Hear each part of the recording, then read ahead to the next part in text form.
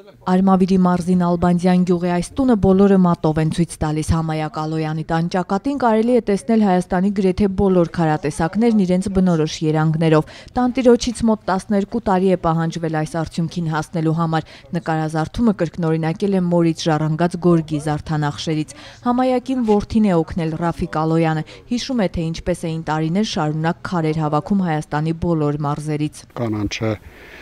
Աղրկյալագի կողմից Սևանեն ծգան գլուխ, որ սարքում են կանաչ քարնա,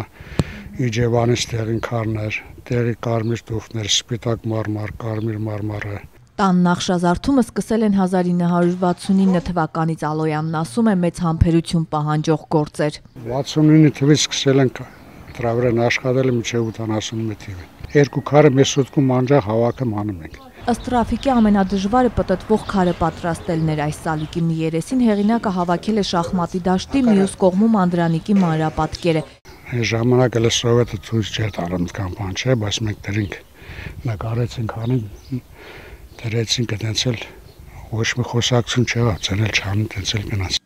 Համայակ Ալոյանի մահից հետո տան ճակատի պատկերը կիսատ մնաց, որ նախարիսխը չի կառուցվել։ Ավարտուն գծագիրը Ռաֆիկ Ալոյանի մոտ է, որոշել է, որ գործն ինքն է ավարտին հասցնելու։ Անժելա Ստեփանյան, Հովսեփ Հարությունյան, ժամը լրատվական։